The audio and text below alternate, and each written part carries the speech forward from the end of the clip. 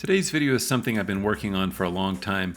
I finally got to the point where I feel comfortable sharing it. I've made some upgrades to my home theater that aren't typical, but they're really exciting to me, and I hope that you get some inspiration from it too. Even if you're not building a home theater, some of these ideas can apply to your home, your hobbies, or other projects.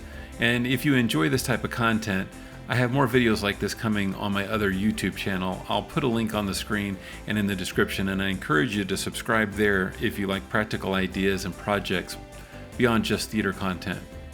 Most of you are already familiar with my theater. I built several years ago on a very low budget, and honestly not much has changed since then. I'm still using the same projectors and most of the same equipment. Everything still works great, and we love the experience, and it's been one of the best DIY projects I've ever done. But there's one more thing that's always bothered me. Even though this theater is affordable, the electricity isn't free. The lights, the projectors, the sound system, they all cost money to run. Or is there a way to make it free? That's what today's video is about. I made a major improvement to my theater. I installed solar power. That's right, my home theater now runs fully off of solar. Once the initial investment was made, it doesn't cost me anything to run. In this video, I'll show you what I built and how it works, and why this might be something you could do as well. And if you want more details, technical information, I'll be sharing that on my other channel. Now, to be completely transparent, the upfront investment was around $3,600. Here's a rough breakdown. The solar panels were about $700. The hybrid inverter was about $700. The wiring and mounting equipment about $1,000, and batteries about $1,250 total. This is honestly one of the cheapest ways to build a solar system. The biggest key here is to buy smart. I found most of my equipment on Facebook Marketplace. Solar panels can often be found for as low as $50 each.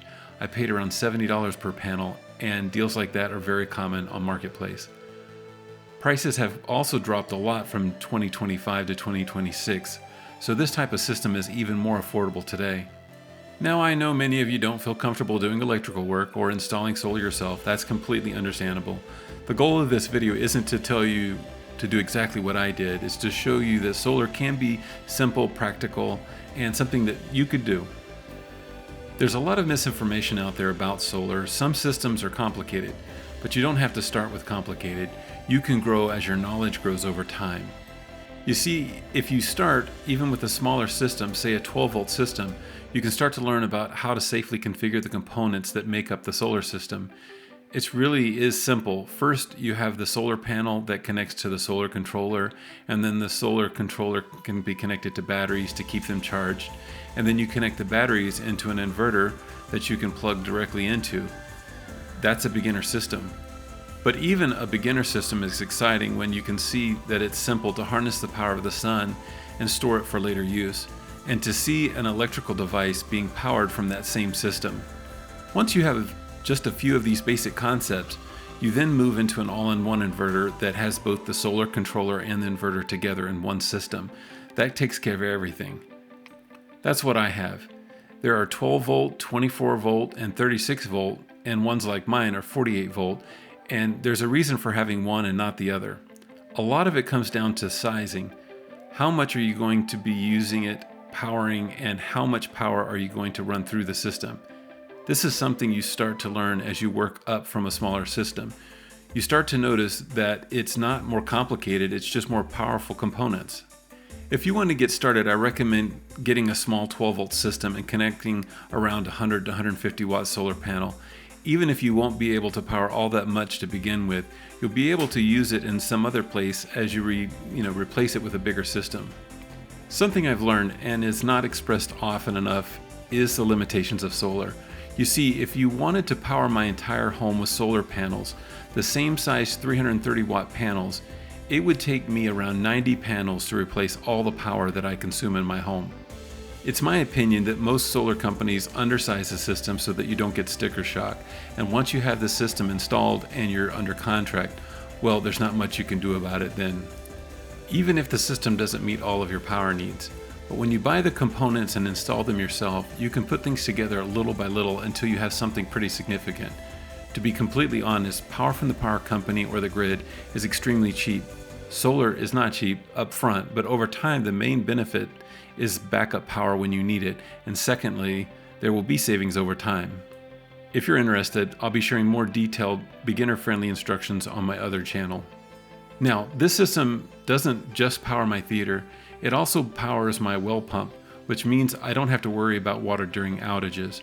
I also have the ability to switch and power other important parts of the house during a storm or power outages. It works as a backup power system without fuel. It's like being refueled for free every day. Here's a quick overview of my setup. I have a solar array made up of 10 panels. Each produces about 330 watts. That's around 3,300 watts total. But after inefficiencies, I usually see around 2,800 watts. On a sunny day, the system produces just under 10 kilowatt hours of energy. Even on cloudy days, it still generates enough to keep things running and charge the batteries. The power then travels underground into the house and connects to an EG4 6000EX 48 volt hybrid inverter. This inverter manages the system and charges my 48 volt battery bank. Each battery bank stores around 5 kilowatt hours of electricity for 10 kilowatt total storage. From there, power goes into a breaker panel and supplies my theater, well pump, internet, and select circuits in my house. During the day, solar panels power the theater and charge the batteries. At night, the system automatically runs off of stored battery power. I have enough capacity that I won't worry about leaving the lights on or using systems as much as we want. The batteries are rated for around 10 years or more, and the panels should last 20 years or longer. The system is separate from the grid and includes a manual transfer and lockout. That means I can switch between the grid and solar when needed. This keeps everything safe and compliant while still giving me full backup capability. And when the power goes out, the theater just keeps running.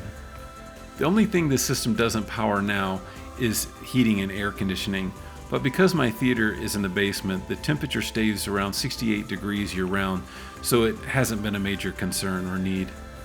So yes, it costs around $3,600 to build the system, but now my theater costs nothing to run, and we have backup power for critical things in our home. And when the power goes out and everyone else sits in the dark, we're sitting in front of a movie screen enjoying a great movie. So if you want more information about my solar build, check out my other channel here on YouTube. Thanks for watching this video. We really appreciate it. Be sure to hit that like button below. It costs you nothing, but that's what propels this video forward for other people to view and for us to get full credit for all our hard work. Now that's just if you want to. I don't want you to feel pressured. What's gonna happen? Just push it!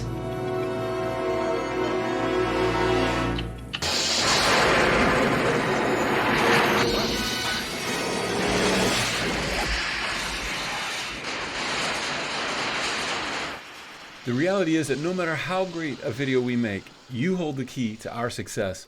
So be sure to like, comment, and subscribe.